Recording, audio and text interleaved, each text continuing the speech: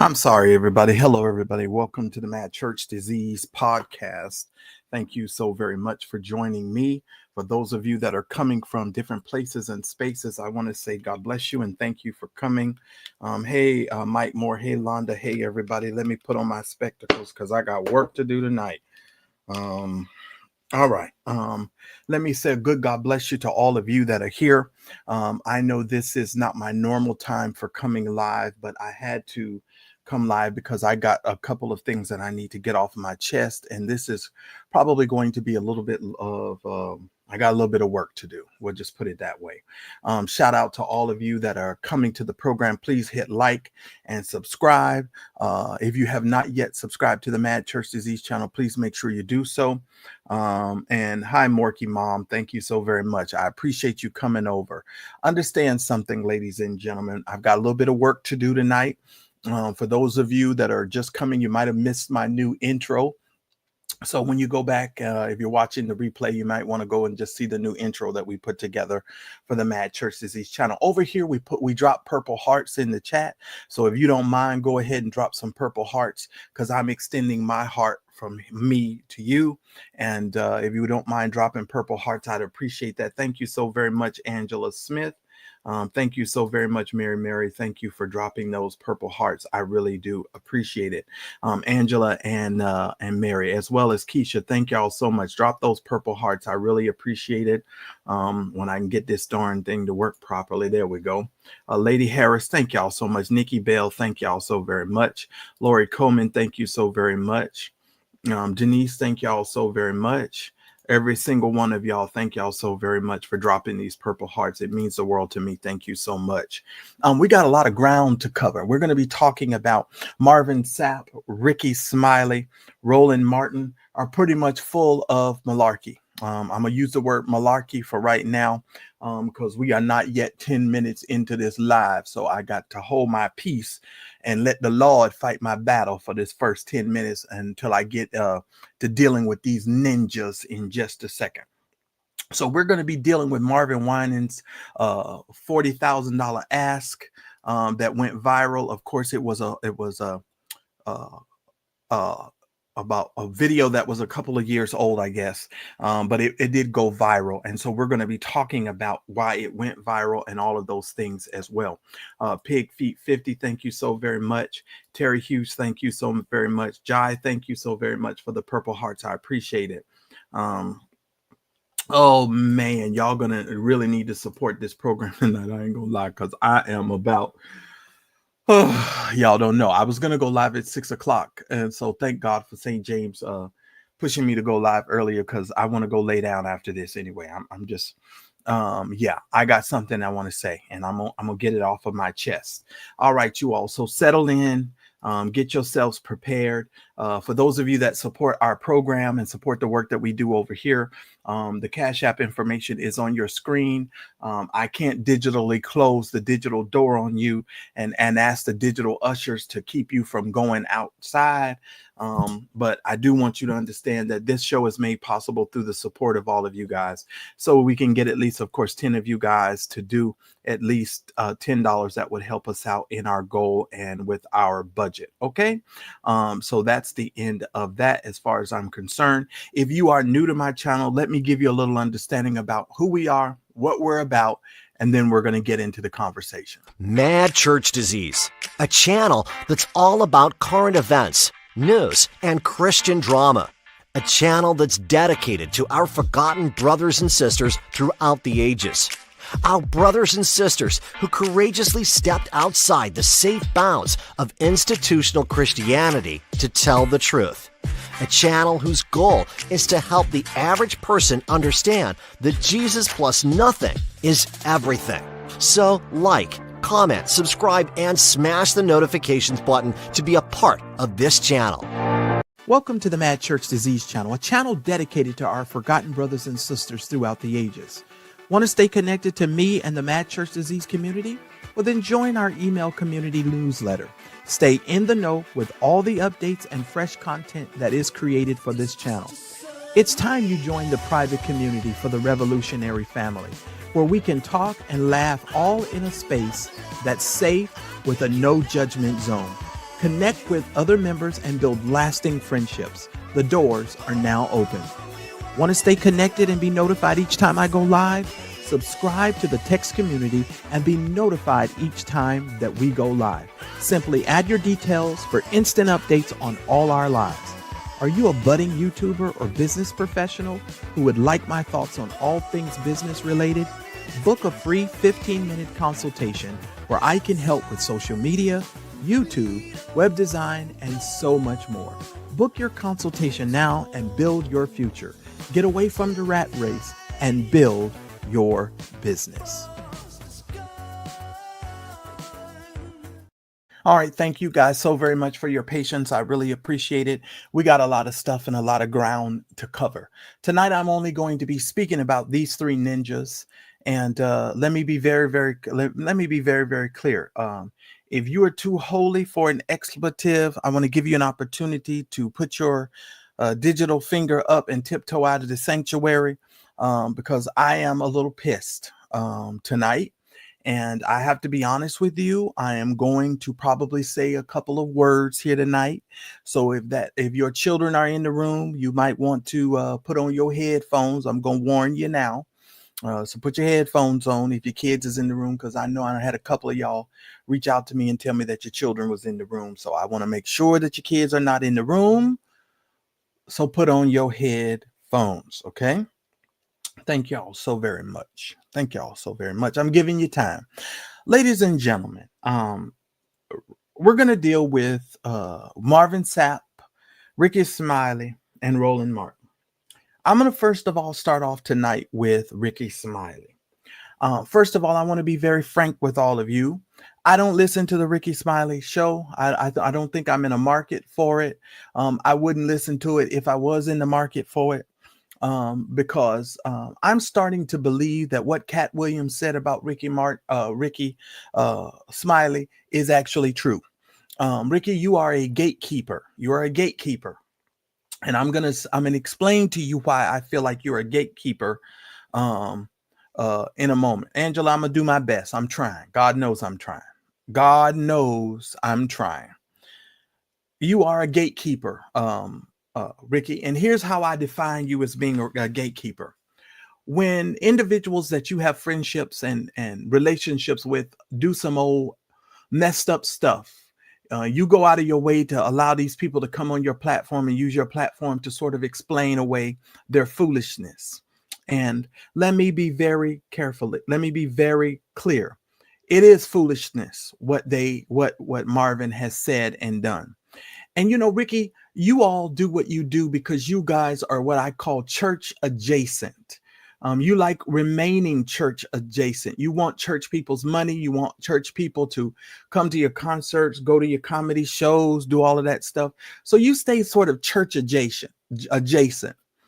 And what that means is you just let people know that you have some type of relationship with God, even though you live a old damnable, old stupefied life. And what I mean by that is it's a life that allows you to have twins by a woman and another man be dragged into a situation where he allegedly was saying that you guys was trying to get over on him and make him be the daddy for some kids that wasn't even his. And then you later had to come out and admit that those children were yours. Church adjacent. So it's kind of interesting how these people who have arisen to have some level of success,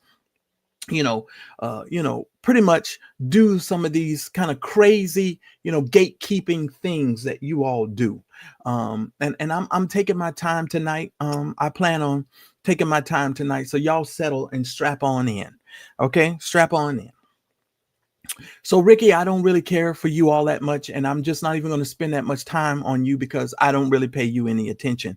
I think Cat Williams did a marvelous job of explaining who and what you are, and he broke that thing down so well that there's really nothing more for me to say. I don't think that you had Marvin on your platform because you were trying to allow him to clear up some matters. I think you allowed Marvin up on your platform so that he could try to explain away the bullshit that he had done. And it was bullshit. And I'm going to explain to you all why in just a minute. If you're new to my channel, If you're new to my channel, won't you go ahead and hit the like button, subscribe to the channel, because yes, I am about to break all of this down. Now, I want to go ahead and get some things out of the way first. If you are new to my channel and you don't know me, you need to understand that you are dealing with someone who is a former assistant pastor. You are dealing with a man who knows church. I was born and raised in church. I matriculated through the upper echelon of the ecumenical society and community. And in 2005, I decided that I bowed out gracefully and I no longer wanted to play these church games and deal with all of this church foolishness. Now, understand something.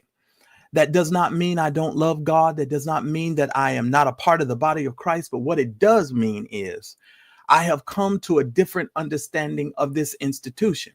Am I trying to tell everybody to run from the institution? No, I am not. But what I'm clearly trying to tell you is there are some things about this institution that we need to address, we need to be honest about, and we need to stop playing games with. Okay, so you are not talking about or talking to someone who is a novice. I am not a novice when it comes to speaking about these matters, and you will be able to tell that shortly. Okay.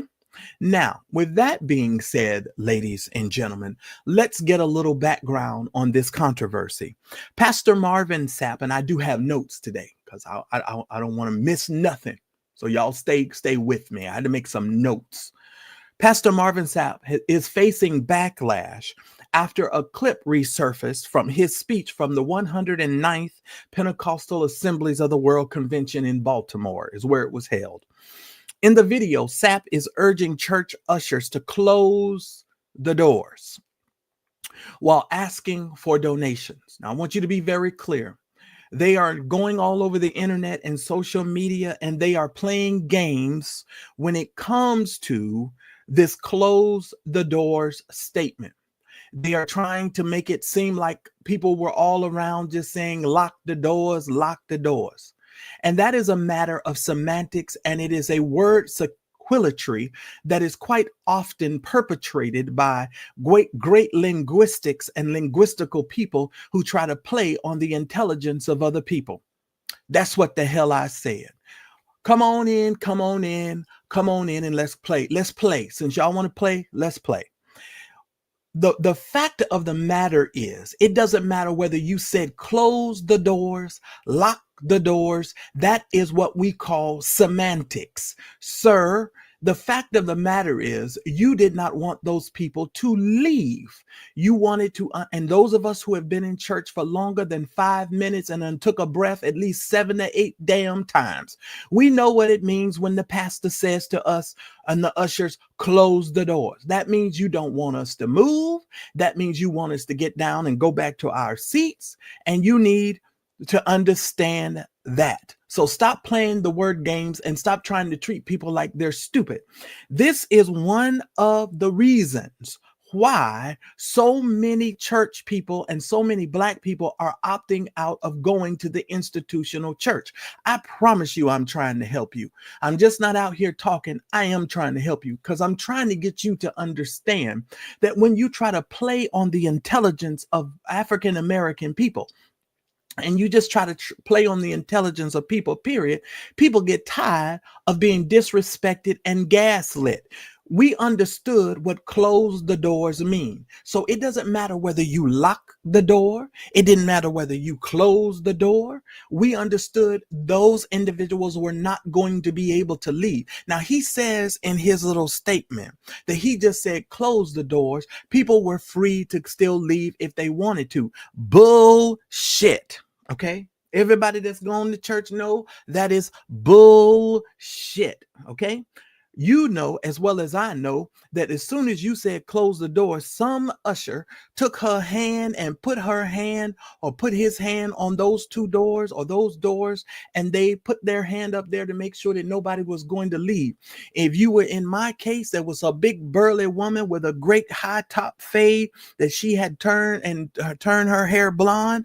Even though her feet was hurting, she was standing up at the back of the church, and she would give you a look to tell you, don't you bring your black behind toward those doors. She made it very clear that you better not get nowhere near those doors. Now, if you were in the ministerial team, If you were in the middle ministerial team, she would go ahead most of the time and let the ministers out, but the regular folks had to stay. Okay. While asking for these donations, you did it very aggressively, in which you apologized on Rickey Smiley's program for doing so, saying that the goal was to raise $40,000 by encouraging the attendees to give $20. Now I'm gonna get I'm gonna get to that in just a second as well. But well, I wonder what I should do first. Let me do this. Let me do this. Let me go ahead and do this. Let me go ahead and do this. Let me go ahead and pull this up here. All right, I'm gonna go ahead and speed this up because I don't want no drama. We're gonna speed this up, but we about to have us a good old conversation. We're gonna get there. Y'all all hang on to y'all hats because I ain't even looking in the chat just yet. Y'all hang on for me. Hang on. I got some work to do. I got some work to do. Let's go over and let's listen at Marvin's explain away his behavior and what he actually did. Now, he goes on the Rickey Smiley Morning Show and he tries to explain himself. Okay. And he tries to explain away the behavior. And we're going to address this and we're going to deal with this. Now, before I go here, I want you to know that all of this is used for fair use. It is allowed for purpose of criticism, news reporting, teaching, and parody, which does not infringe on anyone's copyright. Okay. So I'm going to we're going to talk about this a little bit and I'm going to play this and we're going to try to move expeditiously and as fast as we can throughout these here comments. Okay. Now, before we get into these comments, ladies and gentlemen, if you are a member of my channel, I made a private membership live this morning where I showed you all something, and I want you all to go. If you have not yet seen it, you need to log in and take a look at it. And I may even do a private live 15 minutes after this live goes off. So about 5-10 minutes, I might set up another live because I still feel the need to talk to y'all. All right. But anyway, make sure that y'all go ahead and do this. Go ahead and watch it. Ladies and gentlemen, let me put on my headphones. I'll get to Roland Martin in a little while because I'm going to have to go there with him. Here we go, ladies and gentlemen. Our next guest has been all over the internet lately, and he's here with us today to set the record straight. He's an award-winning singer, bishop, and pastor of the Chosen Vessel Church in Fort Worth, Texas. Joining us this morning is a friend of the show, Marvin Sapp. And good morning. Thank you for joining us this morning. Thank you.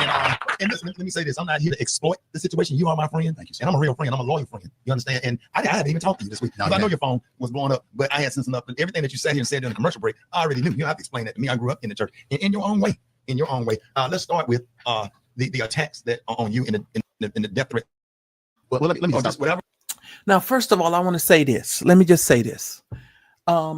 Rickey, yes, just because you are his friend, sometimes that sort of jades you guys' view of certain circumstances and situations. And just because you grew up in church does not mean you totally understand the dynamic of why things like this have gone viral and why that has hit people so emotionally, especially in the times and the days that we live. It's amazing to me that all these preachers and all these pastors are always talking about understanding the times that we're in, and they seem to not be able to do so. Listen here, K. Rich, I want you to understand. Marvin and these preachers have a way of always eliciting sympathy and trying to turn the situation around to make themselves the victim.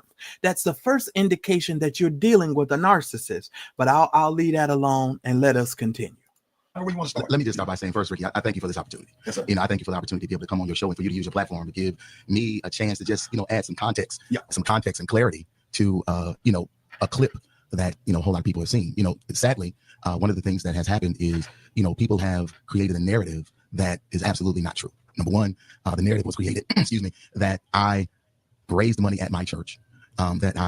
No, we didn't think that you raised the money at your church. We understood that you raised the money at the PAW convention. So if anybody was misunderstanding that's just because they just misunderstood. But let us continue.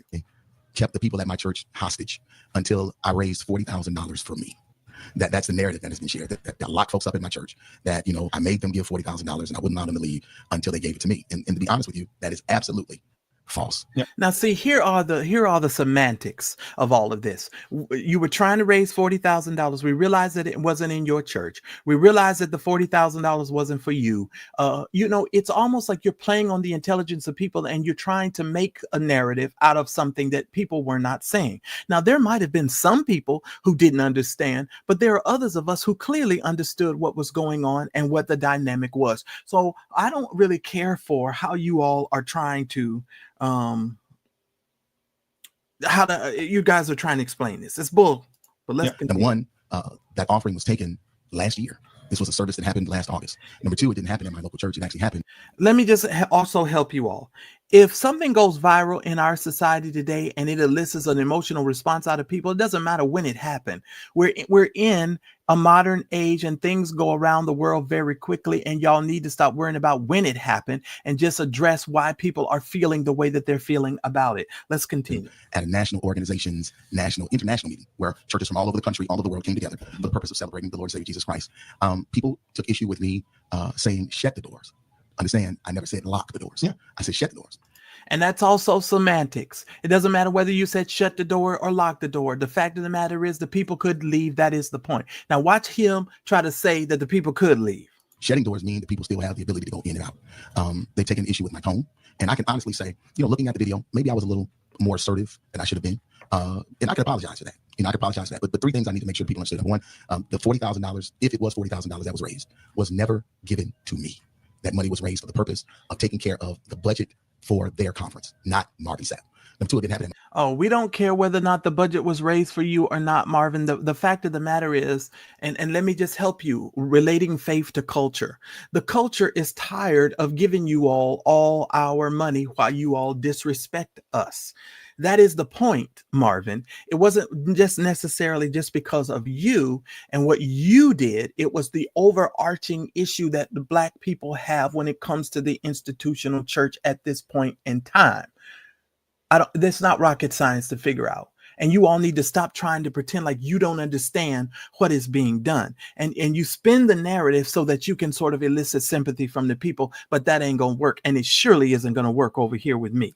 In my church. It happened in Baltimore. Number three, people take issue with me being firm with the ushers. Anybody that goes to church ushers one-on-one, that's the first thing they teach you as being an usher, is that there are 3 times you don't walk. You don't walk during the altar call. You don't walk during prayer. You don't walk during the offering. One of the reasons being is because of the sacredness of the moment.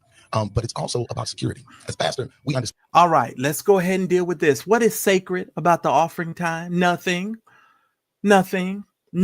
Absolutely nothing. Now let me tell you this. I'll give you the altar call. But them other 2 instances that you mentioned, not sacred at all. Let me, ladies and gentlemen, our whole body belongs to God. The Bible says that we are to offer up our body as a living sacrifice. The only sacrificial thing that the scripture, according to the Bible, talks about is the fact that we're to offer up ourselves as a living sacrifice. Now, you listen to me. The money that is given in church is not given to God. There is nothing sacred about it. St. James on his channel went through a whole lawsuit where one of the ministers or female ministers in the church was suing the church because the church didn't consider her because they said she was a woman, so she couldn't be the pastor. And they had this whole committee and all these people picking out who's going to be the pastor. That throws out the notion that God chooses and God is the one that brings these people to the forefront. It's all a ruse and it's ridiculous. It's ridiculous. It is absolutely ridiculous. Let me also say, don't let me get ahead of myself. We know that churches are being robbed at gunpoint. It's happening all over the country. So now he turns the church into the victim. Churches are being robbed at gunpoint. Yes, that is true, Marvin, but that had absolutely nothing to do with why you were yelling at them ushers to close the doors. You guys saw people leaving. You saw folks leaving, and you asked those ushers to close the doors because you wanted to convict those people into giving. Let me just say this, ladies and gentlemen.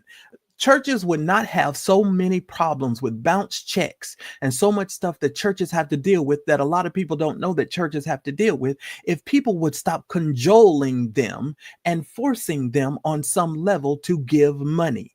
Churches have to spend a lot of money on fees and on what do you call those fees when you bounce a check? You know what I'm talking about. NSF fees.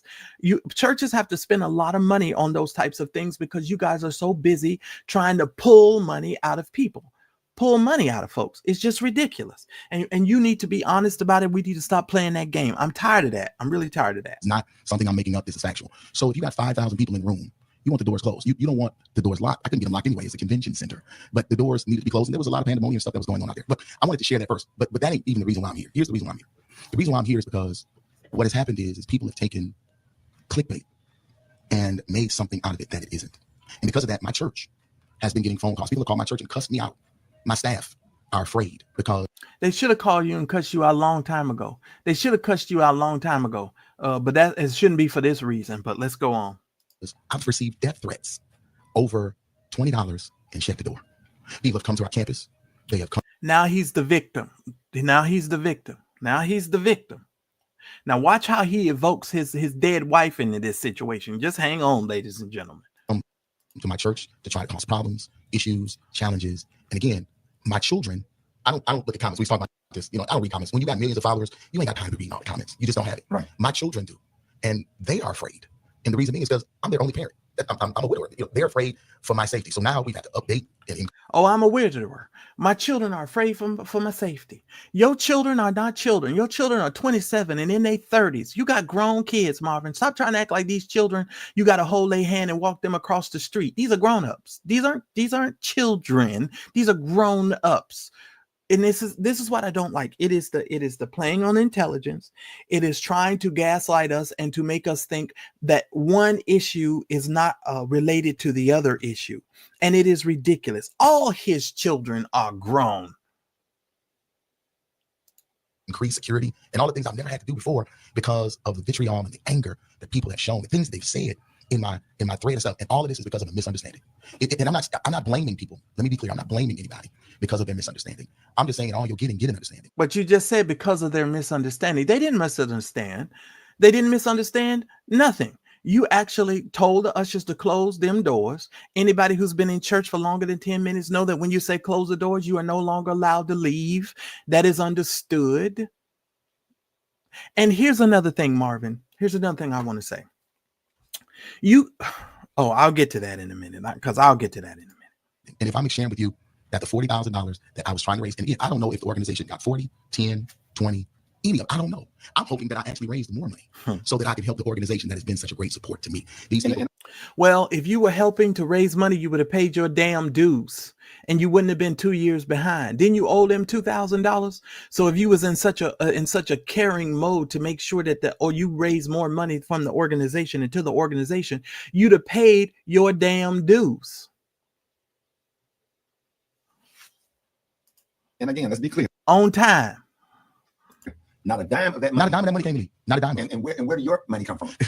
I've been blessed. I've been extremely blessed. I've sold millions of records. Now let's stop right here. Bishop Noel Jones several years ago had to correct Clarence McClendon because he did exactly what Marvin Sapp is about to do. God, I can't keep my Marvin straight. They're all going nuts. Lord help me. He's about to do exactly what Clarence McClendon did, and Noel Jones had to set Clarence's ass straight. Watch this.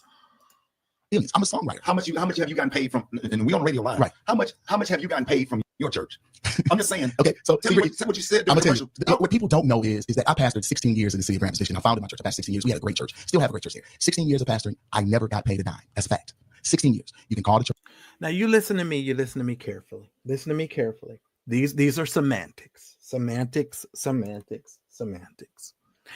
You know, preachers will often say that they haven't been paid by their church, even though they've received love offerings. They have corporate credit cards from the ministry that allow them to swipe their cards and to use their cards to purchase anything that they need. Even though they may not get a salary, they receive love offerings. Love offerings are not considered to be a salary. They're considered to be what people give. I've been in churches where the pastor has received a love offering and raised $20,000 and $30,000 for himself, just for himself. So, Marvin, this is another game that you all play that I don't like. Oh, I never received the salary. You know, that damn, what's his name? The one that smiles all the time down in Texas. Hello, everybody. What's his name? Little skinny fella. Osteen. Osteen went running around. Tell me, I don't take a salary from the church, but you sell millions of books. You sell CDs. You sell all sorts of stuff. So it's different. What am I missing?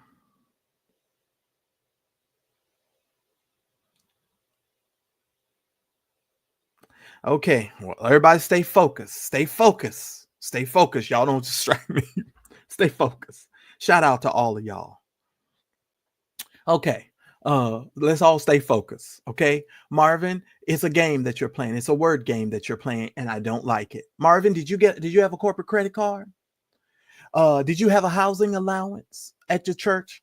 Did you have all of those other perks that come with being the pastor that normally a 501c3 pays to make sure that their pastor's taken care of and done well? Who are you talking to? Who are you talking to?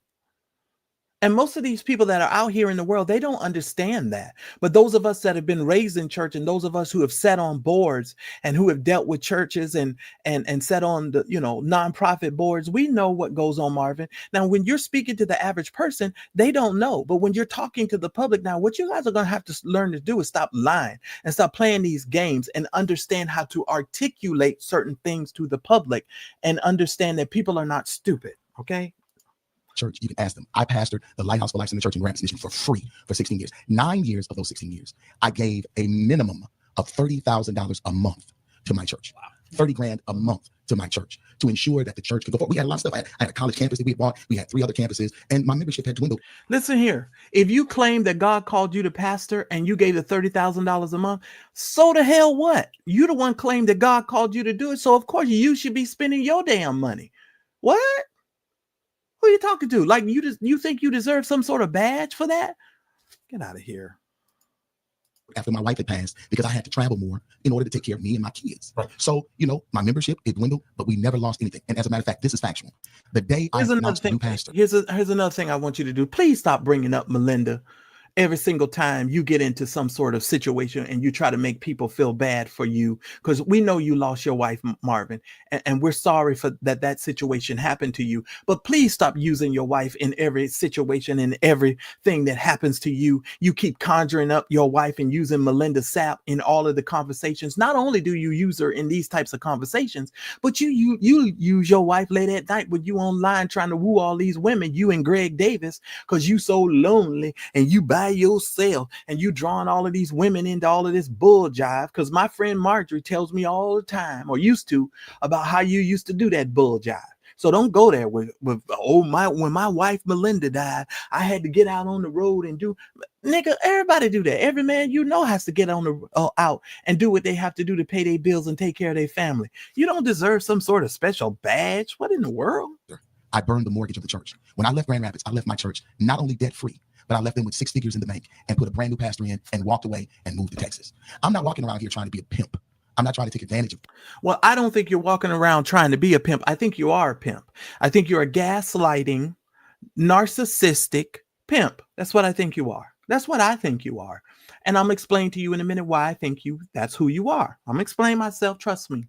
I'm explaining myself. People. That's never been my passion. I'm serious about ministry. And let me go one step further. There's a whole lot of other pastors around here that are doing the same thing. Most pastors in America are bivocational, meaning they have jobs outside of their churches. The average church size in America is only 75 people. Look it up. It's factual. Now, here's where he gets into the average church is 75 people. I told you guys, according to the Barna Group, according to the Pew Research Center, and a lot of these other places, they will tell you that 85% of all of the money that's raised in church never leaves the building. And so now he's trying to evoke small churches when we're dealing with a large convention issue or a large setting issue. Stop evoking the 75 member church when you're trying to explain away your $40,000 bullshit. This isn't about small churches. This ain't about 75 member churches. This is about a convention center full of people where you demanded that the doors be closed and people were not allowed to be let go. Let's make the main thing and stay on the topic and the subject. Okay? So we're not getting rich off the church. I am bivocational. I'm a W-2 employee at my church. I have a syndicated radio show that I do every week. Now, here's where he's going to go into all of the stuff and how he makes money, blah, blah, blah. Noel Jones had to address Clarence McClendon one time because Clarence started talking about, well, I write books and I got this and I got that. Listen here, Marvin, you got all of those things because of the people of God. Let's be clear. It was Christian people who were buying your CDs. It's Christian people who are coming to your and supporting your concerts. It's Christian people who are coming and undergirding your life and your lifestyle. It is the people of God and their money.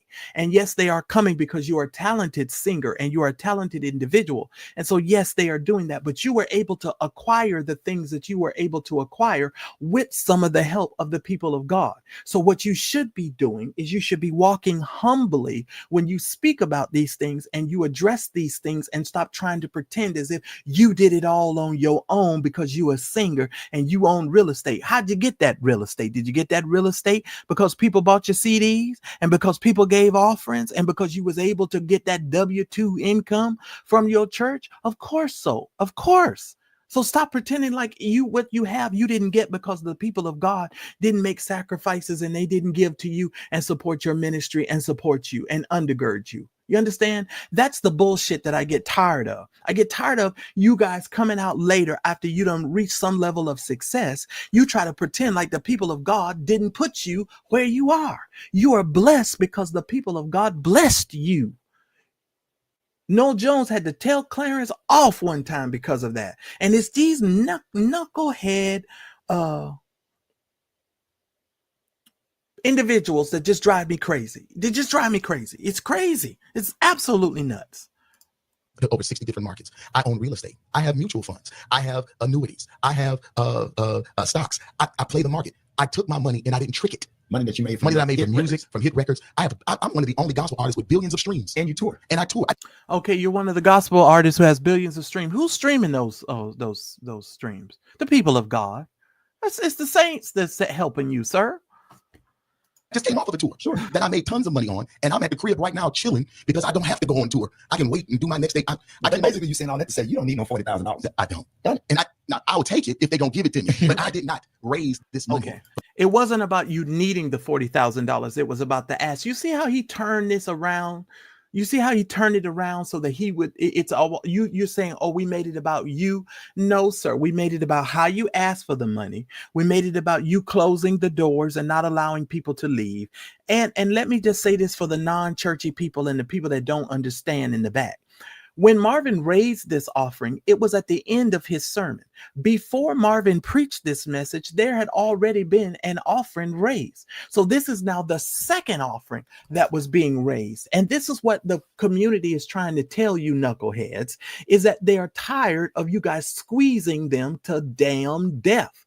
Even Jesus said in the scripture, you guys will always lay heavy burdens on people that you yourselves would not do. Your little $800 that you gave to the church, you could, of course, afford to give $800 because you got billions of streams, according to you. And you was 2 years late with paying your dues to the organization. So you should have gave that $2,000 and got your paperwork caught up. Now, maybe if you would have paid your dues on time, they wouldn't have had to squeeze the $20 out of the people because you wasn't paying what you were supposed to be paying on time. Now, nobody else is going to say that to your black ass, but I am. I am sick of these people. And then you get on this program and act like there's no legitimate argument about how you handled the situation. And then you guys talk as if the people of God don't deserve to address you the way that they address you. I'm just saying it in a different way because nobody else will address you like this. I don't give a shit how you explain yourself, Marvin Sapp. You were wrong. You were wrong for demanding the money the way you demanded it. And you was wrong for telling them damn ushers to close those doors. Because listen, most of the time when we in convention, we be in convention all damn day. We've been there all day. Let me the hell up out of here so I can go to sleep, because y'all gonna have 3 more services before the damn day is over. Or tomorrow I got to wake up early the next day to get to the early morning service anyway. We're tired. People are tired. I don't understand why y'all just don't understand that. And you need to humble yourselves, you arrogant assholes. For the premise and purpose. And that was a program that helped you get right where you they are. gave me a platform. This organization is an organization I grew up in. It's a church organization I grew up in. And I'm appreciative. The reason why I'm gonna bring up the organization, because it ain't none of y'all business. But the point is these people gave me a platform, man. And the reason why I'm known today is because of the opportunities that this organization gave me. So for me to go back. Bottom line, I done had enough of that. Bye. Marvin, they never should have paid it. That's what they should have did. They should have never paid it. Okay? You know what, Marvin? Here's what you need to do. You need to remember the Marvin Sapp that used to run up on Carlton Pearson's stage in 1993 with them white pants on and that little gold and black jacket you had on, and was asking to sing a solo at the Azusa conference because you wasn't on the program. You need to remember who that Marvin Sapp is, and not this arrogant asshole who can get out here talking about you got annuities and you got stocks and you got all of that. You got all of that because of the people of God was kind enough and gracious enough to help you along the way, sir. Who do you think you are? Who do you think you are? It's this kind of stuff that gets on my nerves, gets on my last nerve. I'm not kidding you all. And it's a shame and a sin that you have to address these people like this. You know, it really is. It's a shame and a sin. But stop gaslighting people and stop playing like people don't understand what the hell they're talking about. It doesn't matter whether you said lock the door, whether it was shut the door, lock the door, whatever you did to the door, the ushers did to the door. The fact of the matter is they couldn't leave. That's the first point I want to mention to you. No, second point I want to mention to you, please stop bringing up your wife, Melinda, every time you get your ass into some shit because you want everybody to turn around and feel sorry. Oh, I'm a widower. Nigga. Yes, we understand that, but we're sorry that you had to live through that situation. Our hearts grieved for you. But in this case and in this instance, you're not the victim here, asshole. You're not the victim. And if you're receiving death threats and all of that kind of stuff, I'm sorry to hear that. That's some people that I don't know what's wrong with them crazy people.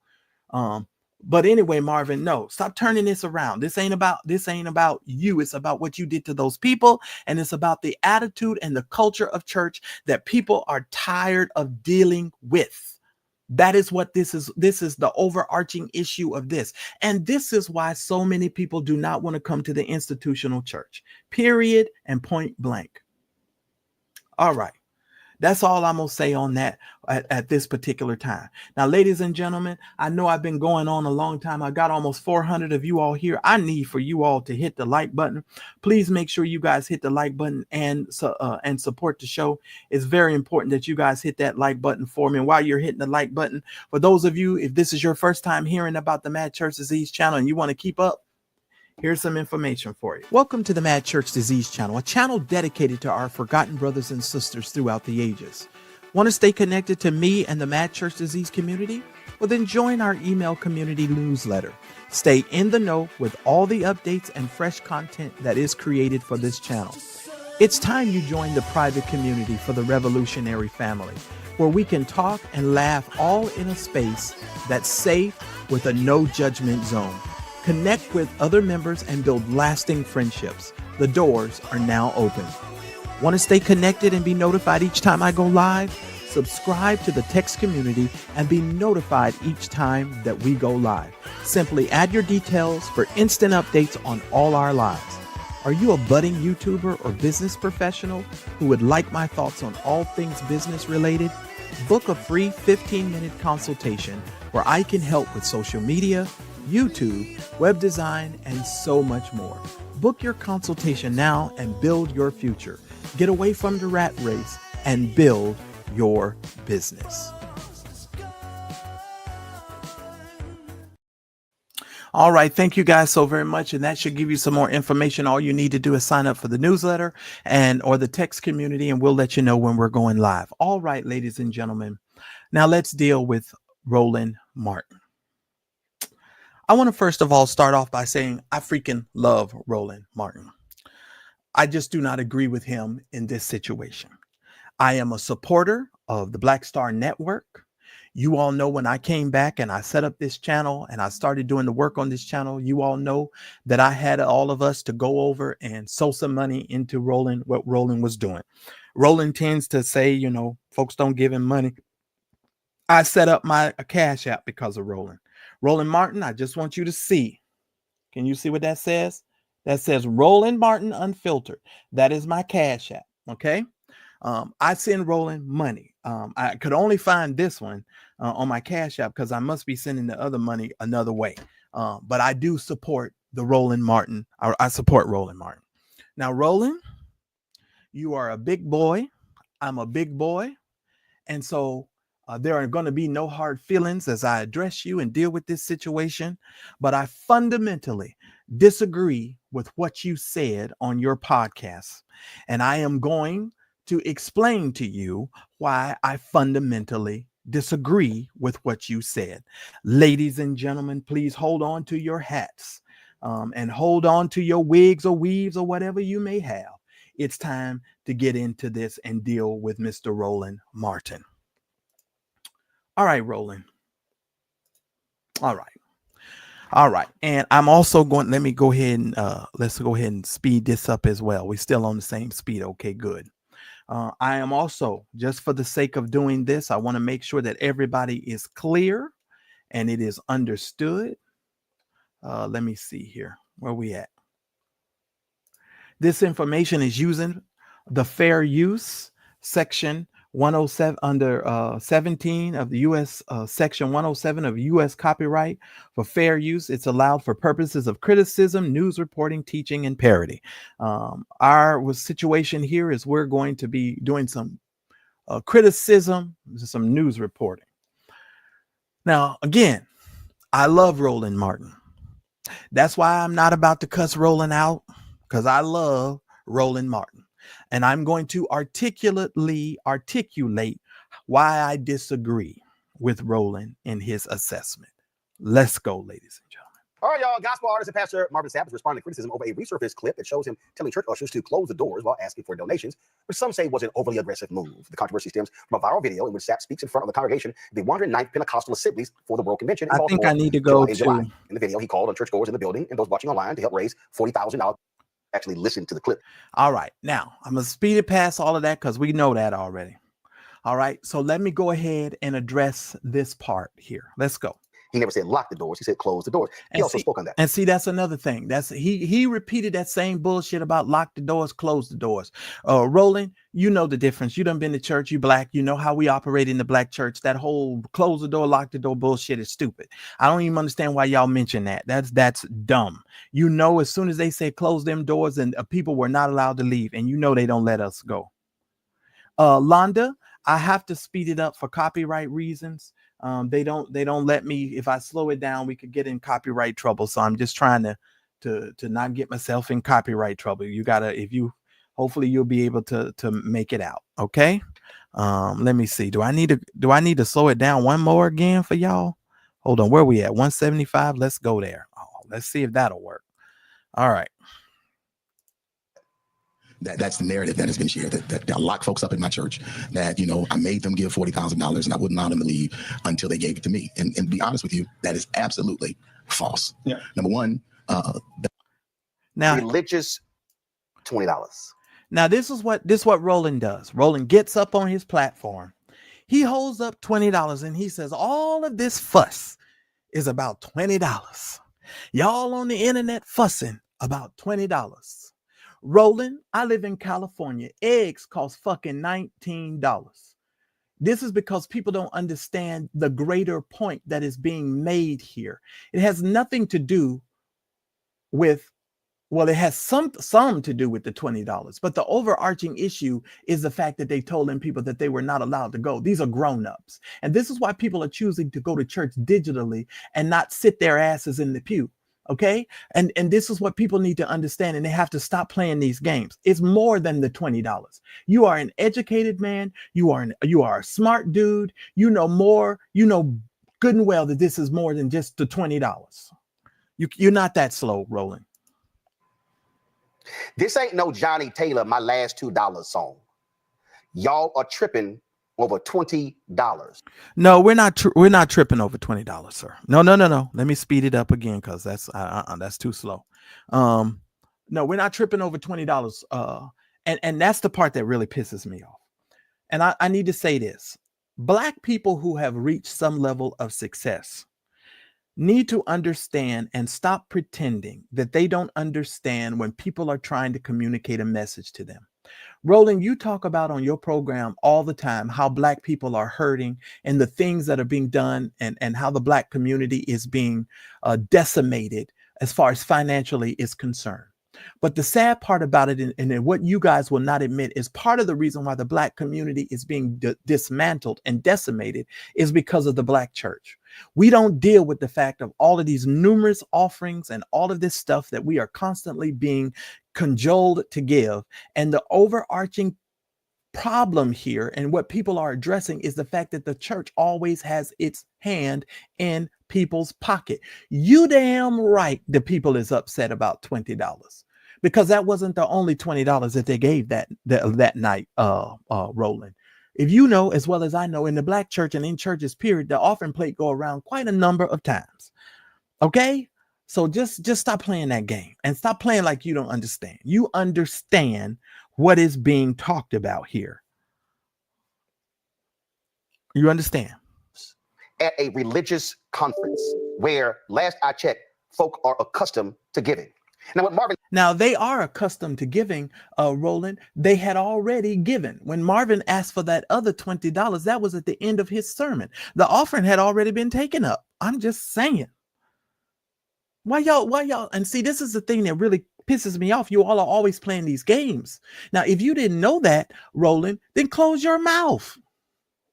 You don't come out here defending what you don't know how to defend. I made another video on my channel where I explained to you how all of these conferences work, how everybody's paid right down from the soloists to the musicians to everybody, because I'm just not new to this. I'm true to it. I've spoken at conferences. I've done it all, sir. And you're not going to tell me that you didn't understand that, Roland. You're way too smart for that. Marvin Sapp was doing was basic math. Marvin Sapp was saying if there are 1,000 people in the room and there are 1,000 people watching, if each person sows a seed of $20, that raises $40,000 for the conference, for the convention, for the organization.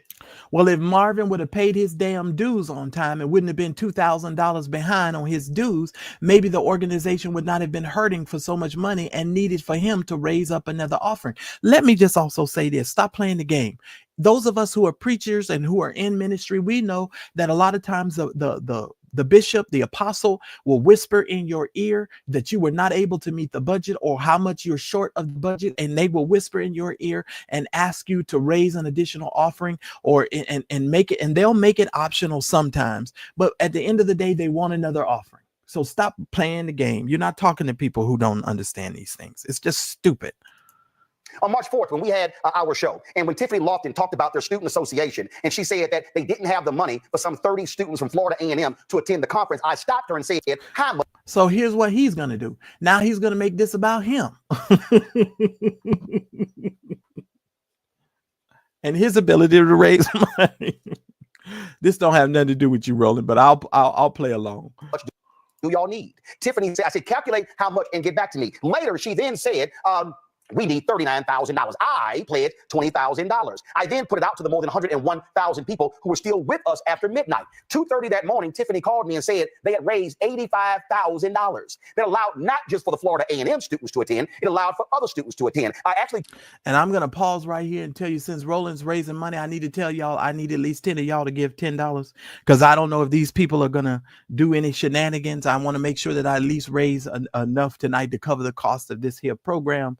Keep me on budget. The Cash App information is on your screen. Y'all hit the button. I only need 9 more of you guys to do it because one of you have already done it. By the way, I meant to say thank you to that person. Let me do that. Tara, thank you so very much for giving to the Mad Church Disease channel. I really do appreciate it. Thank y'all so much. Just hit her and said, what was the total amount? Because we later went online and said, we want to raise an additional $17,000. The total amount raised for that student conference was $108,000. And nobody cares. That has nothing to do with Marvin Sapp. Moving along. Now, mind you, last year they had this conference and 5 students from 3 schools were in attendance. Then they asked Tiffany if she could help them organize this year. And then I had a series of $5 checks. Folk have given $1 to a ministry.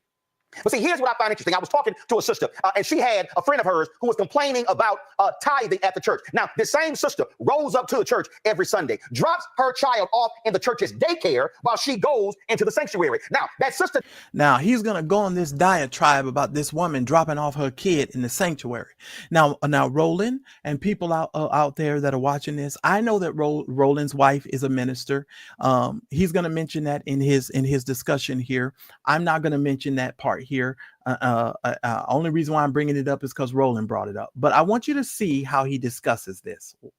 Don't think for a second with the folk in the daycare actually get paid. That sister gives no thought that the church actually must get insurance. And not all the people in the daycare get paid. Normally, they only have one person on staff that gets paid, and the rest of the people that are in the daycare are normally volunteer. Just so that you know. And if you are in a daycare where everybody's getting paid, I don't know about that one. But okay, let's move on. For the daycare. Now, she goes into the sanctuary and she sits down in her seat. At no time does a sister ever think about the air conditioning in the church. At no time, if it's cold, does she ever think about the heat in the church. She doesn't think about when she drove up to the church, the security in the church. She doesn't think about the parking lot attendants. In fact, she ain't even thought about how was that ground paved to actually create the parking lot in the church. Now, stop right there. Let me tell you what I'm going to tell you about this, Roland. If the sister doesn't give any thought to how those things were done, that's not her problem. That's a leadership problem. That's a pastoral problem, because that lets me know that she's not really being discipled. She's being churched, and there's a difference. Oh, yes, ladies and gentlemen. I told you I'm not new to this. I'm true to it. It is the leadership's job to disciple the people of God that they are pastoring and they are bringing into their congregation, so that the people will understand that the things that are in the ministry cost money and they do need the people to give. That's a leadership problem. That ain't her damn problem. If she ain't gave no thought to it, that's just because. Good night, Terry. That's just because other people have not, that the leadership has not properly discipled her. They've only churched her. That's why most people just come into church just to have church. They're not coming to church to be discipled. Because if you understand discipleship, that is a part of getting people to a mature place and bringing people into maturity. So forget me and forget all of this. She don't understand this. If she don't understand it, that's her pastor's fault. That ain't her fault. You understand? That's a discipleship problem. That's why most people that come to church are not really coming to church to be discipled. They come in there to have church. That's how they know how to shout. That's how they know how to dance and do all that other stuff. And when it comes to understanding the inner workings of church and how church has to go, they don't have a clue about that. But that ain't her fault. That's his fault or her fault who's pastoring her. Y'all remember the story that I told you about the one time I got up in the pulpit and I told all the people in the church, there will be no more shouting up in here until the bills get paid. This organ ain't gonna strike nothing. We ain't gonna move. It ain't gonna be none of that. No, we stopping all of that until these bills get paid, because these bills gotta be paid. You can shout after the bills get paid. Amen. Because the Lord has provided. So now she goes in, and guess what? If her child needs to have its diaper changed, the daycare got it. That sister don't think about how do they pay for those diapers. Then when service is over, she then goes to the counter to get her a cup of coffee. She don't pay for the coffee. Now, most of the time in church, the coffee ain't free. What kind of church you been going to, Roland? Because in most of these churches, especially in California, you're going to pay for that coffee. That coffee ain't free. You go to the coffee bar, you're going to pay for the coffee. But do you see how they turn this situation around like it's a us problem and not a Marvin problem, what Marvin did? Now, they have conflated so many other things to this conversation that have absolutely nothing to do with the reason why the culture made this go viral. The reason why the culture made this go viral is because people are being pressed and taxed beyond their belief. Let me tell you something, Roland. I don't know if I said that again, but let me just say it again. Eggs in California is $19 damn. I'm just saying. God help me. At no time does she think, I wonder how they paid for these cups. I wonder how they paid for the coffee to provide it for free to the folk who are walking up. And so what does she do? She comes to church. She gets her a free concert with the choir singing. Free concert where the people that are singing for free. Ninja. The people that's in the choir are singing for free. Everybody getting a free concert, including the pastor. He got a whole bunch of singers and he got a whole bunch of people up there singing, and most of the time they're singing for free. Oh, I'm sorry. It never occurred to her that that organ has to be paid for. Does she think about that? Those robes must be paid for. First of all, most of the robes in church are bought by the members of the choir. They buy their own robes. I don't know about you guys and what church y'all was raised in, but we had to buy our own robes. The church didn't pay for our robes. We bought ourselves.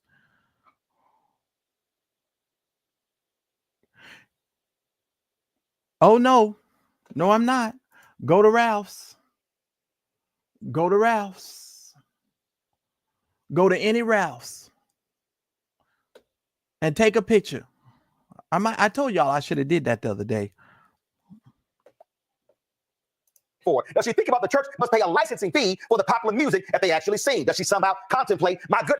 They don't even pay a licensing fee. That's a lie. The only way that the church pays a licensing fee is if the church has to, if they're putting that music on television or they're putting that music on the radio, then they pay a licensing fee. Other than that, there is no licensing fees. There's those drums and those saxophones and those horns. They all cost money. Oh, I'm sorry. When your mama gets sick, when your daddy gets sick, you call the church. Can you come to the hospital and pray with my mama? Pray with my daddy. Somebody is getting paid to actually do that. And most of the time it is a elder that is in the church. And if it's a small church, the pastor might be coming, but the larger churches, Roland, the pastor doesn't go. I'm here to tell you, they don't go. They send an elder or somebody else. And a lot of times those people go for free. They don't even get paid for doing so. We can go round and round, whether we... Yes, we sure can go round and round, because a lot of the stuff that you just said in this whole diatribe is actually wrong and incorrect. We sure can go round and round. And I'm going to tell you something else, Roland. I noticed that every time Miss Malvo over there tries to express something to you about the inner workings of the church, you typically cut her off and you don't give her a chance to finish her statements. I just wish you would give some people some chances to finish. You may not have to agree with what they're saying, Roland, but you don't know what you're talking about right here. And there are a lot of nuances to what you're saying. And what you're saying is just inaccurate. It's flat out inaccurate. And I'm choosing to be kind because I really do like you. And I don't want to go hard in the paint here. But Roland, you're absolutely incorrect. You're wrong. Want to admit it or not, church is indeed a business. There are costs. Well, that is the problem. Just because church is a business, that's the problem. Richard Halverstein, the great writer, says when the Greeks got the gospel, they turned it into a philosophy. When the Americans got the gospel, they turned it into a business. It is most certainly the business, and it is the business of church that is killing lots and lots of people today. Associated with it. But I love these folks who sit here and say, Pastor, can you please pray for me? First lady, can you pay for me? Deacons, can you pay for me? And elders, can you pray for me? And all that sort of stuff. They don't ask you for a fee to pray. This ain't like Creflo. Say, no, you don't. You better never ask me for no fee to pray. As a matter of fact, a lot of these people, I don't even want them to pray for me anyway, because a lot of them are narcissistic and they're gaslighters, and they're what we're experiencing right now. I mean, it's crazy. It's crazy. I'm gonna get y'all thoughts here in a minute. Saying y'all help me buy a new jet. This ain't like that trifling ass Paula White saying, oh, give 1,000 and God's gonna send you these 7 specific blessings. Well, they all do it. All of them same people do it. They just word it a little different. Roland, they all do it, but they just word it different. No, it's a whole bunch of unchurched folk who love running their mouths. And you know what? Right now, y'all getting in church business. You ain't got no. First of all, when church business is broadcast to the whole wide world, it's everybody's business. Okay. And we most certainly can address it. And it's amazing to me. It's like that whole mentality when you're growing up in a black household. What stays in here, what we do in this house stays in this house. Let me explain something to you. This is how people are molested in church.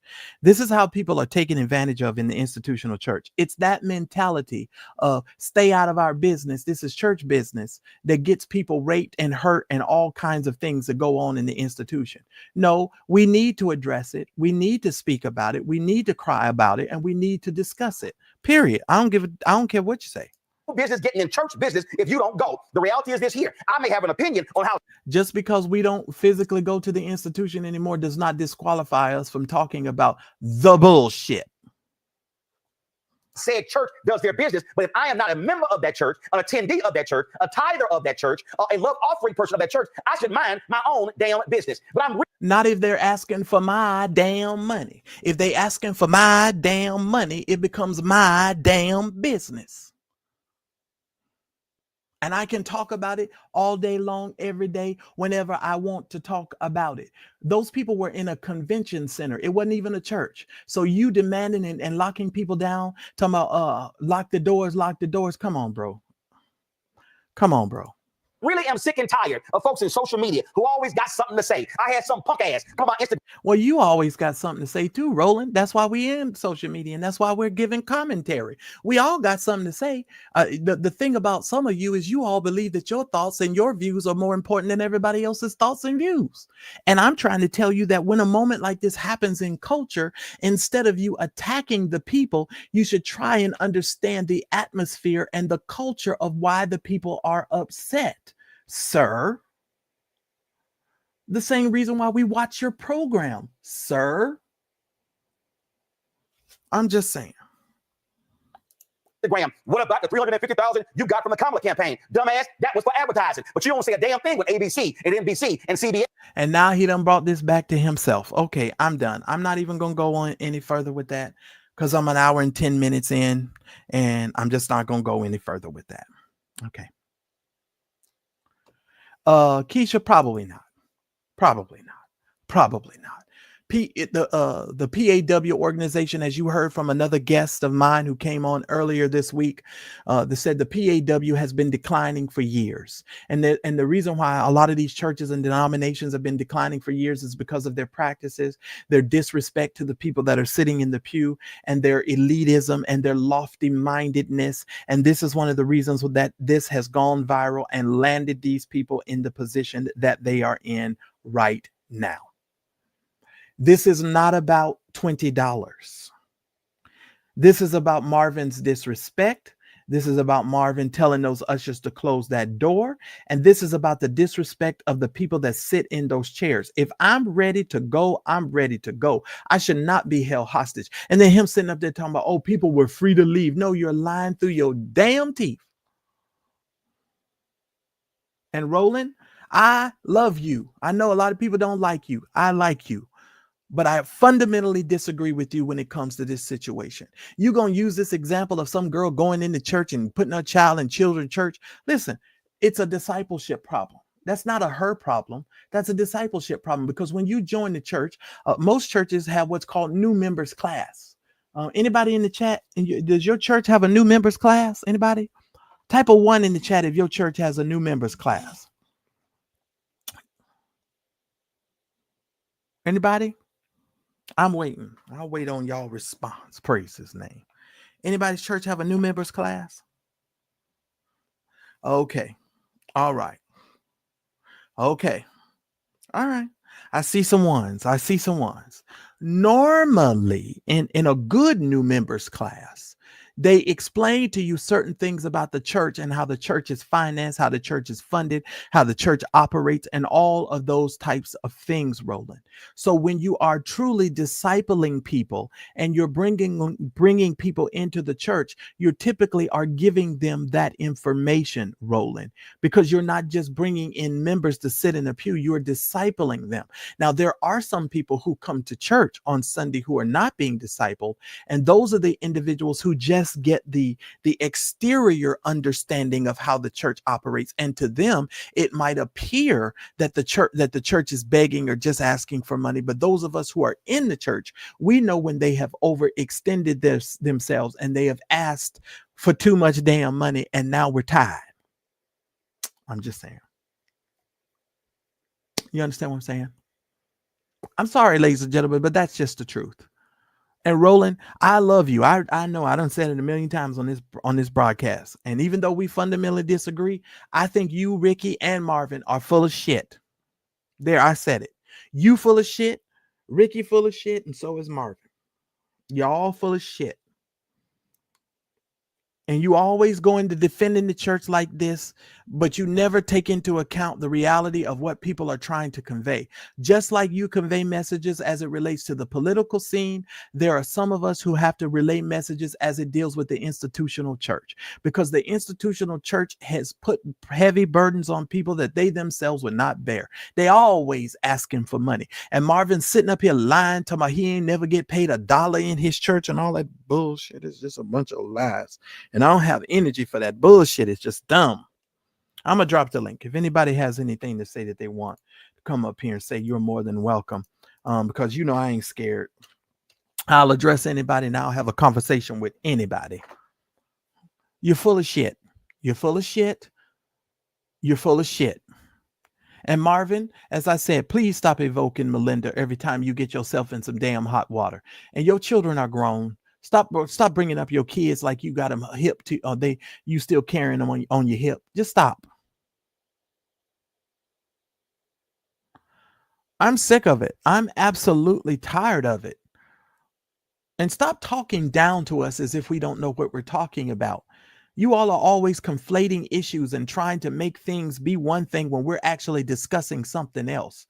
It doesn't matter whether Marvin said lock the damn door, shut the door, cut up the dough into pieces and spread the pieces all over the floor. It don't matter.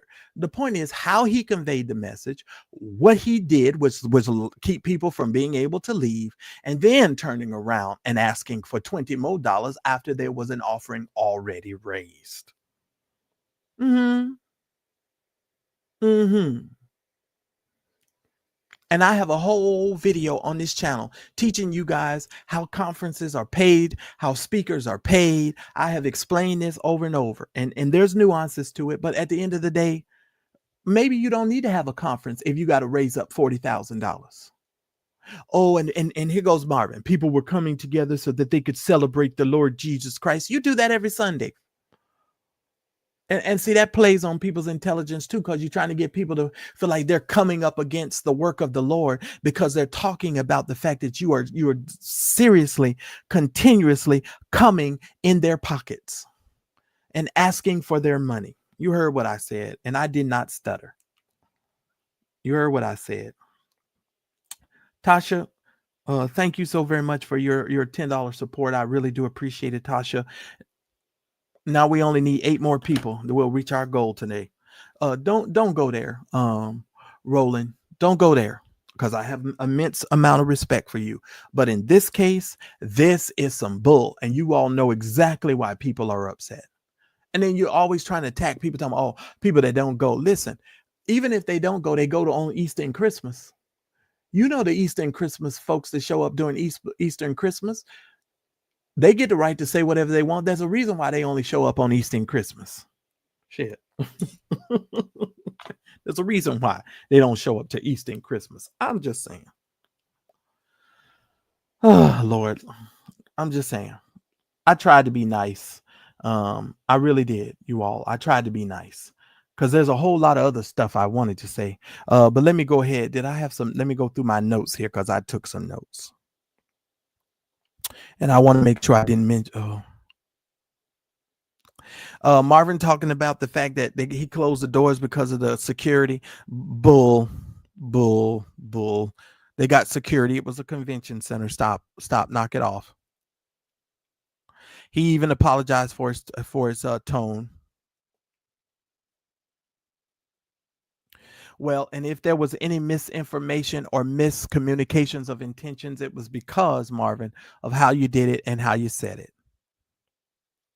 Let me explain this. If you guys always got to come and beg to fund your church operations, then maybe you should not be doing what you're doing. If you got to beg. Like I said on yesterday with Marvin Winans and that stupid traveling convention he's doing, maybe you just need to sit down and rethink and understand the times that you are in. Okay. Then he goes into mentioning his widower and his responsibilities toward his children. That has nothing to do with us. That has nothing to do with the people of God. That's your job. You're their father. Nobody's gonna feel sorry for you. And you make it so easy for yourself to stun on these saints on the Instagram and on social media, getting out of your Rolls Royces and all the stuff that y'all do. Oh, y'all love to stun on these people. You really do. Now, and people always learn to say, anytime we talk like this, people say, oh my God, you guys are just jealous. Listen, I don't have a jealous bone in my body. I wish Marvin and I wish all of them well. I wish Roland well. That's why I send Roland my money. I believe in what Roland is doing.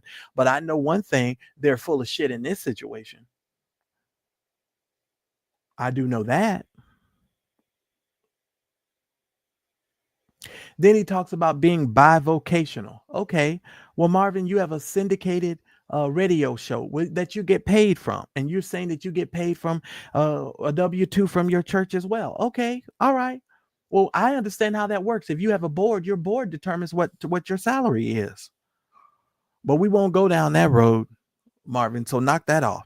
And 9 times out of 10, you tell the board what you want as a salary, and you only put people on the board that somewhat will agree with you and just go on with whatever kind of salary you want. 9 times out of 10, because don't be on the board and tell the pastor he can't get a certain dollar amount. He ready to have you removed off of the board. I'm just saying, I know of what I speak. And a lot of these church and the ultimate goal here for a lot of preachers is to go for what they call full-time in the ministry. That means they want to make money and have the people to take care of them. That is what their goal is ultimately, is to go time and work full-time in ministry. They don't want no job. Marvin, you need to understand the context of church and church fundraising. A lot of us understand the cost that are associated with funding the church. We most certainly understand that cost. A lot of us have been in positions where we have to understand that cost. And y'all need to stop digging and digging and digging in people's pockets and getting mad when people respond the way that they respond.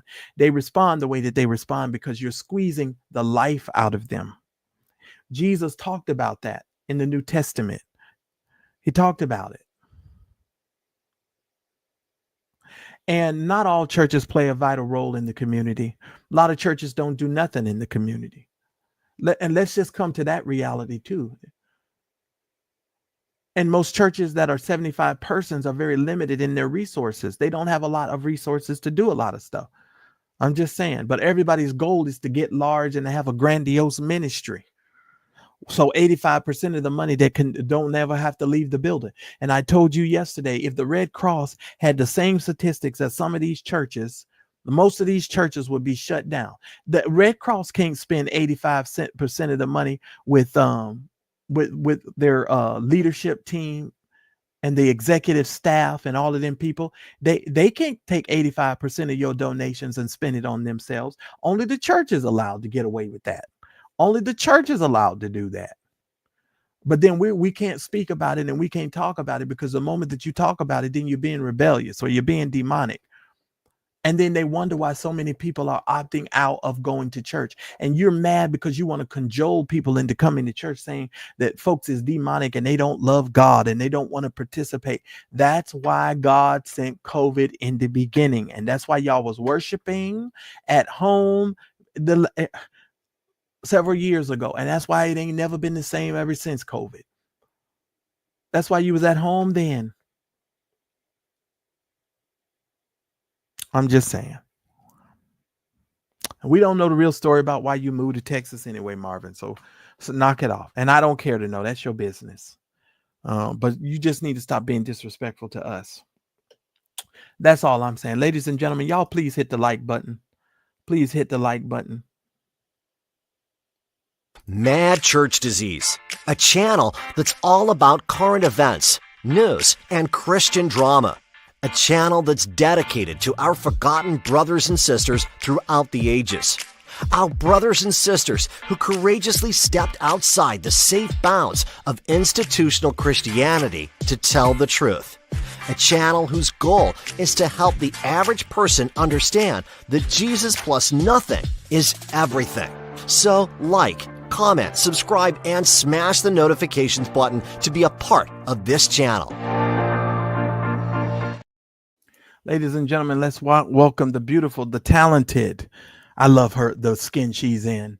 Tasha Global. Tasha, unmute yourself. You are now live on the Mad Church Disease podcast. Hello, good evening to number one Marcellus, Good evening. Mad Church Disease, everyone, the moderators in the chat. And I just want to greet everybody in the name of Jesus. And this is a beautiful topic you have tonight, Marcellus. Well, thank you. Are you in the States? Are you home? I am home right now, but yes, Okay. I will be going somewhere in the next 48 hours. I love it. I love it. All right. Well, Tasha, you tell me your thoughts, because I know I kind of went around and went a couple places with this, But at the end of the day, Tasha, I think they're trying to conflate and commingle issues that have nothing to do with one another instead of just focusing on why the culture made this go viral. Well, see, and that's the issue, right? From my observation and my analysis on this entire viral moment that has put the culture of church, and this is what people need to really focus on. The problem here is from the previous generation, the culture of church has been a closed situation, right? There were no Mhm. cameras in the church. People were doing whatever they wanted to do without being put on public display and without anything going viral.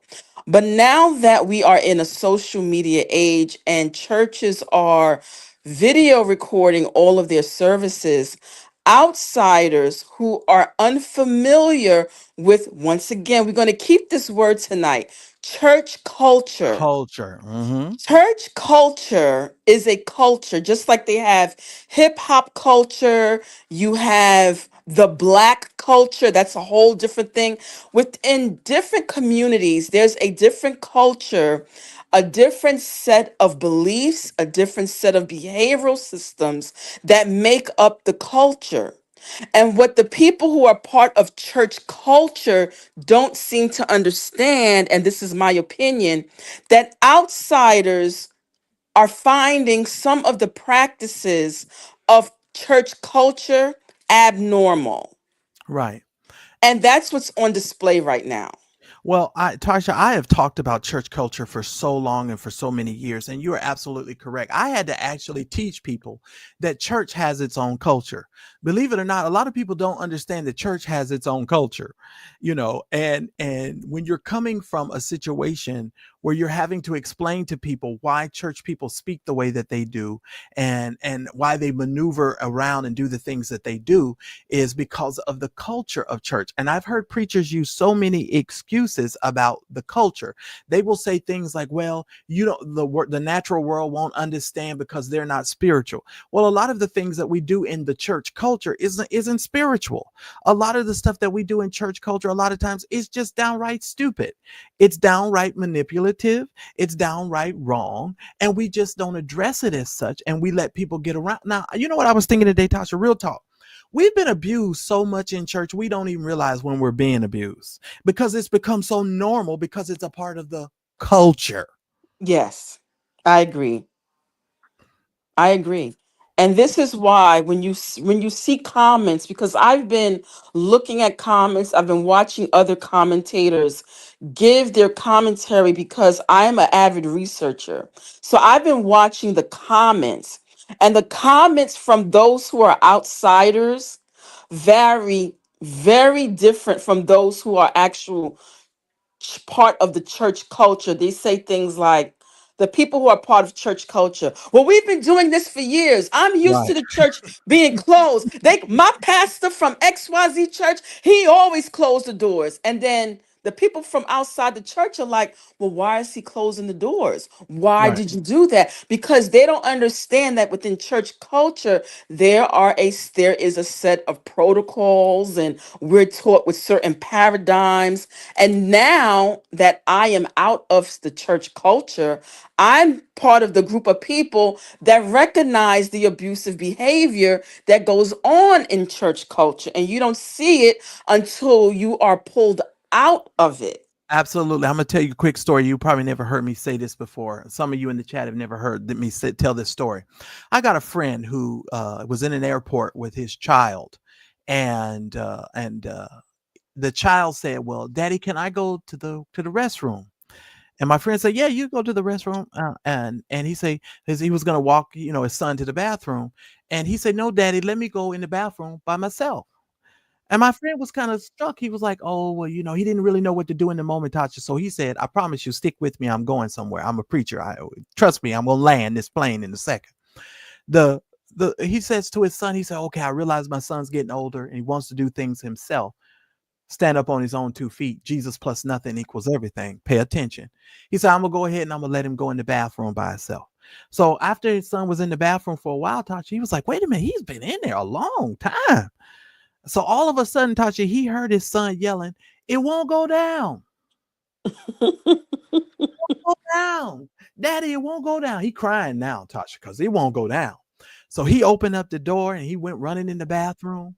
And he saw that it was one of them new kind of toilets where the only way the toilet will flush is you have to step back and away from the toilet in order to get the toilet to flush. Yes. Sometimes you cannot see in this institution. Sometimes a lot of stuff that goes on in the institution won't go down until you step back and away from it. You can't see it for what it actually is, because when you're wrapped in the culture of church, you can't identify and see things for what they truly are. Some things in church are never going to go down until we're able to back away from it and walk away from it and get a different perspective and be able to bring those perspectives into the institution and make sure that people understand that some of those practices are not cool. Let me tell you why one of the things that Marvin did about closing the doors was not cool. Number one, they were in a convention. Anyone who has gone to a church convention knows you be in there all day. Yes, all day. I'm ready to go home. Yes, Marvin, I'm ready to go eat. You done kept us in here all day. And then you're going to tell the ushers to close the door so I, as an adult, can make the conscious decision to walk up out of here because you want to raise $20. I done gave my $20. I done gave you pretty much all my money probably this entire week. Tasha, that is the overarching issue as it relates to this situation and the culture. Yes. And what I want to finally say is it also exposes this viral moment, how out of touch the church culture is with pop culture and the outside culture. There are people right now being laid off from the federal government and many type of agencies, and even in the private and public sector. As you said earlier, eggs are skyrocketing, the cost of eggs and things like that. And I just feel like even though this happened in 2024, my opinion is that God allowed it to go viral for a reason. Absolutely, he did. And it's time for those who are a part of church culture to stop making excuses and try to understand that if you're going to be having live stream services, you're also being live streamed to the culture as a whole, not just church culture. And those who don't understand the practices, the principles, the protocols, and the methodology of church culture are going to critique and criticize you. And you have to be prepared to give, number one, honest answers, stop gaslighting and making excuses for the long-standing toxic behavior that exists within church culture. Absolutely. And I think that was so eloquently said. And before you leave, the avatar that you see Tasha Global is using tonight is from a Hulu series that she actually happened to be on. So when she says that she's global, she's really telling you the truth. Tasha, remind me the name of that series that you did on Hulu that I watched that I loved. Oh, thank you all so much. The name of the series is called Scam Goddess. It is still streaming, and I believe episode 4, from what I've been told, has been the highest rating episode thus far. I am in episode 4, where I'm discussing the whole Bishop Lamar Whitehead scandal, and you all can go view it now if you want to after Marcellus' show. Thank you all so much. Well, I'm gonna tell you, there's a reason why that was the highest rated show. First of all, I watched all of the Scam Goddesses episodes, and that one was really, really, really good. Not Oh, just thank you. not just because I knew a little bit about the Lamar Whitehead situation, but I think that you ladies articulated your points very well. And if you watch that Lamar Whitehead story and that Tasha Global talked about on Hulu series, it also shows you remnants of what's wrong with this culture. Because a part of what was going on over there with Lamar Whitehead was a part of what's wrong with church culture. And we're not just people out here railing and talking about it. A lot of us know what we're talking about. And so I just would simply say that, Tasha, I know you said you had to go, but thank you so much for coming up. I really appreciate that. You are welcome, and thank you so much. Such a great show. You all have a good and great evening. I'm going back down in the chat. Bye All right. bye. I love Tasha Global. Thank you so much, Tasha. But you all understand what we're trying to say here. And I know some people are just not going to be able to understand. But I appreciate those of you that get it. And those of you that know. Roland and them conflating all of these different things that have nothing to do with what we're talking about here. It's just ridiculous. And it did go viral for a reason. Just like that Donnie McClurkin story came back up. Now, I believe the Donnie McClurkin story came back up because a certain vlogger has it in for Donnie, but that's just a whole nother issue, and I ain't gonna deal with that. I'm not gonna touch that with a 10-foot pole. But I did drop the link, so if anybody else wanted to come up, you are more than willing to do so. But I just want to tell you all, I'm not moved by what these men have said and what these men have done. I'm just not. Opal says they're having these conferences and conventions to raise money and fleece the people. They're always doing them. There's a never ending thing of conferences and jurisdictional meetings and this and that. And that's why, people have to be mature enough to know, look, if you ain't got it, you ain't got it. But holding me hostage in here when I don't have it and I'm ready to go home or I'm ready to go to my hotel room and lay down is also not appropriate. You're in a convention center. You say, oh, this moment is holy. There ain't nothing holy about what y'all doing when it comes to that money. Ain't nothing holy about it. Nothing holy. Because the cattle on 1,000 hills belongs to God. He owns it all. Not just in the microcosm of your Hammond B3 organ and your raising of the money in the service at that particular time. My whole life is a service and a sacrifice and an offering to the Lord. Okay? Period. And I'm gonna tell you like this, Marvin, you got some nerve. Now I could go in on you. You of all people, I really could go in on.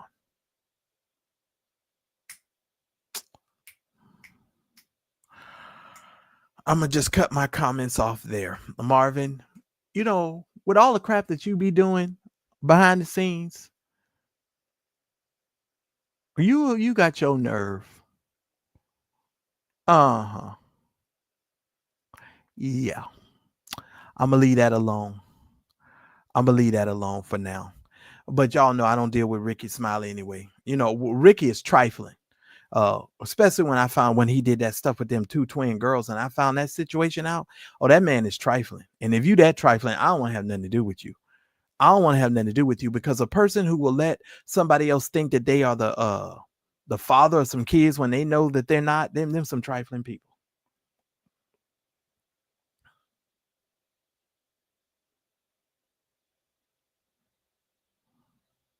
Yeah, and it's just it is what it is. It is what it is. Yeah, he's very trifling. He's trifling. He's very trifling. And I don't care if you know how to make macaroni and cheese and how you cook your damn greens. That don't make you trifling. You say all of that you say all of that stuff to the culture of Black people to win Black people over for your support. You got commitment issues. You got some crazy stuff going on in your brain. That's how you can go out here and man whore the way that you all are. I'm over it. I'm over it. All right. That's all I'm going to say. I love and appreciate every single one of y'all. Y'all make sure that y'all hit the like button. If you're watching the replay, please make sure you support the Mad Church Disease channel. Please make sure you do so. Shout out to all of you that were given. I want to make sure that I acknowledge everybody before I get out of here. Let me see here. And thank you for supporting the show. We do support the show, the programs over here, because I have costs that we incur just like you do, Roland. So y'all need to knock it off. And for the love of God, I just don't understand why you all trying to conflate all of these different issues when people are talking about something totally different. And it just shows you your motives and how you guys gatekeep for one another. And this is one of the reasons why Black people don't trust other African Americans when they speak, because you're not speaking from a truthful and authentic place. You're speaking from a place of gatekeeping and saving your friend from the downward spiral of the bull jive that they have spoken. Understand something. We're not crazy. We're not stupid. We're not slow. And if a person doesn't understand what's going on in their church, that's because their pastor isn't discipling them. They're just full of church. Because when you go to Black people's church, there's several things you're going to learn real quick. You're going to learn how to pay your tithes. You're going to learn how to dance and shout when the people dance and shout, when they give you the cues. And you're going to know that you don't question the pastor. They teach you how to, those are the fundamental things that you're going to pretty much learn. You're going to learn some church protocol. And this is a sad part about Black church. People know everything about doing stuff in church, but they know very little about who Jesus actually is. And that, ladies and gentlemen, is really what's wrong with church culture. Thanks everyone for watching. Your support means the world to us. Please make sure that you hit the like button, and please make sure that you subscribe to the channel, and make sure you hit the bell icon, and make sure you press all notifications so that way you will never miss any of the exclusive content that comes on my channel. Make sure that you never miss a video. Now, I try to go live every day about 2:30 Pacific Standard Time, which is about 5:30 Eastern Standard Time. And then I come back at night at around 8:30 Pacific Standard Time, which is about 10:30 Eastern Standard, with some more exclusive content. So if you want more Mad Church Disease show content, we'd love for you to become a member, a revolutionary member of our channel. Please make sure that you hit the join button that's right next to the subscribe button or somewhere around here, so that you guys can receive access to special community posts. You guys get all of the access to my community only lives, because we've got some sipping chats that we're going to be doing, and you guys will get exclusive content. So just make sure that you head on over to the channel page, click on the join button, and make sure that you do that. Thanks again for watching. I appreciate your love and support, and I'll see you on my very next video. We are Mad Church Disease, helping you understand that Jesus plus nothing is everything. This is a show for everyone, believers and non-believers, from churched to the unchurched. Help us grow the channel by supporting our non-profit causes and create more consistent content. Donate by Cash App or PayPal, or buy us a coffee at buymeacoffee.com.